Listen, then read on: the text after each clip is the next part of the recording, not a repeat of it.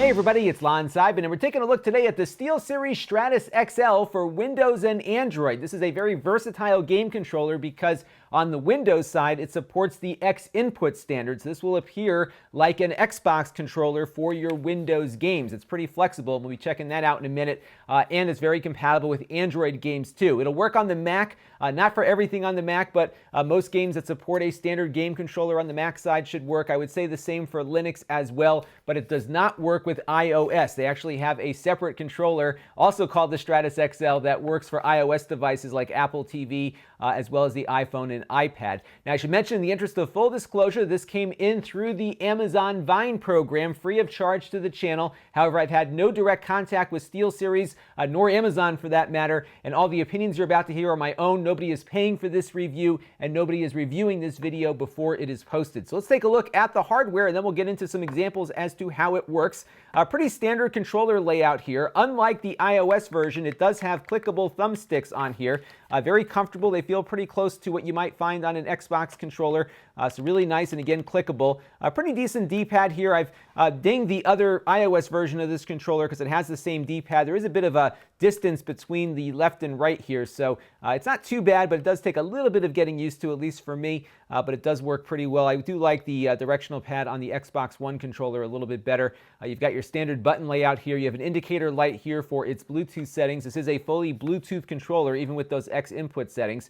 You've got the two triggers here, as well as two shoulder buttons.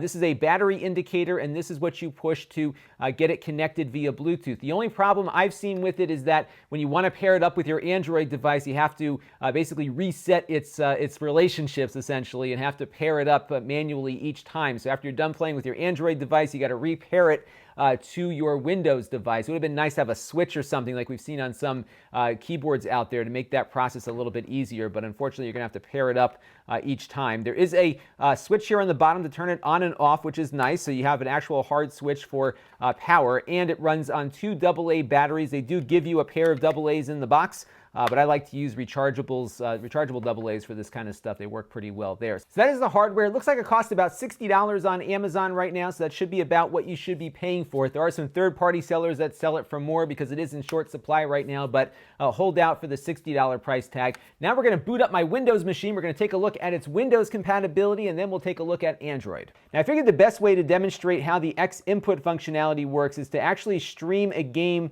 from my Xbox One, which is behind me. So we're able to stream the Xbox One, of course, over our local network with Windows 10. So we've got that running right now, and it's working fine because this controller supports Xinput, which is what they require for Xbox One streaming. So as far as this Windows computer is concerned, this is an Xbox compatible controller. My Xbox button here is the 0 button here, so I can switch back and forth here between our live game and some of the menus here as well. Now, in order to get that, though, you do have to have the SteelSeries software running in the background on your Windows computer. It doesn't take up all that much resources, but you do have to have that software installed and running for this Xinput functionality to work. It must kind of sit in the middle of the Bluetooth connectivity and the Xinput API. So you'll need to get that software installed, and it does give you some pretty neat configuration options too, so let's check that out.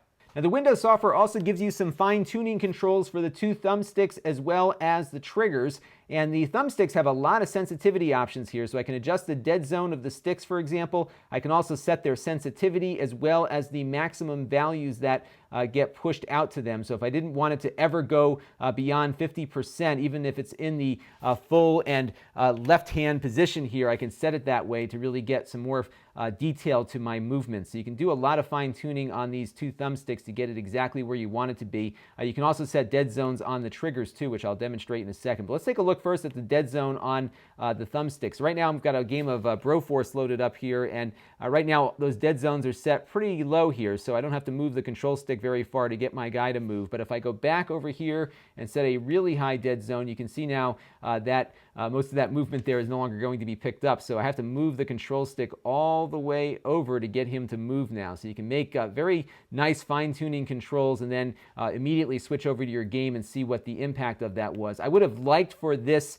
screen here to actually show you the results of those movements inside the app. Unfortunately, it does not do that, so you have to kind of switch back and forth to your game to get it to where you want it to go. Now, you also notice here I turned the dead zone way up on the right trigger, so you can also see what that does. So if I push down our right trigger here, let me just get a better angle on it for you.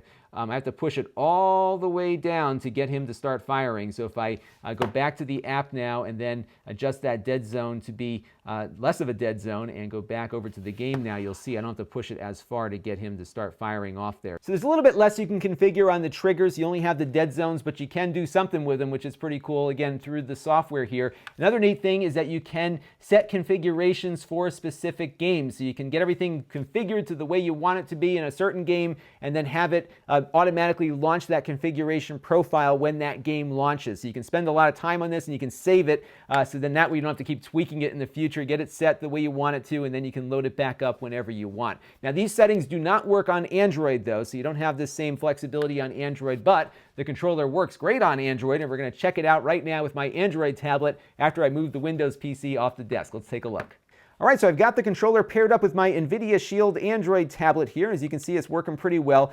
This is a native Android game we're playing right now. This is Sonic CD, which is a remastered version, but it is running in native Android, and it picked up the controller right away without any configuration necessary beyond the initial pairing, and it seems to work pretty well. Very minimal input delay. I'm not really detecting much here. You can take a look at that as I'm pushing the button, so it does seem to work nicely, and it's got all the Android controls mapped, so I can push the home button there to go back home. The back buttons are also mapped properly, and the forward button, so you can pretty much get an Android experience out of this. And then once you unpair it from here and repair it with your Windows computer, you get an Xinput device that works just like an Xbox controller. So if you are an Android and Windows gamer, this is a great controller because it's comfortable to use. First of all, I really like the way it feels. And it works natively with the Windows and Android platforms the way a controller should, which is really cool. So you don't have to have two different controllers for two different platforms. Now, if you have Apple stuff, you will need to buy the Apple version of this because Apple does not allow cross-platform controllers to work with their devices, of course. So unfortunately, it falls short there, but that's not Steelseries' fault. My only gripe is that I really wish there was a switch on it so I could very easily go back and forth between my devices without having to repair. We've seen that feature now on a lot of new Bluetooth keyboards, which is really nice. You can set up a bunch of pairings initially and just switch between them with the switch. That would have been a nice thing, but this doesn't do that. So you will have to unpair and then repair every time you want to move between different devices. That was my only real gripe with it, but other than that, it's a nice controller, very comfortable, really nice to have something that works across platform, because once you get used to a controller, you want to use it. So now I can use it on my Android devices as well as my Windows devices too. It will work on the Mac, as I mentioned, but not with everything. So games on the Mac that support a standard Bluetooth controller appear to work, but I found that Steam on the Mac doesn't work with it. So if you are playing Steam games on the Mac, this will not function with. You'll need to go with with a PS3 controller or some other compatible controller there. So that is the Steelseries Stratus XL for Android and Windows, and I like it. This is Lon.TV, thanks for watching. This channel is brought to you by my Patreon supporters, including gold level supporter Shabib. If you want to help the channel, you can by contributing as little as $1 a month.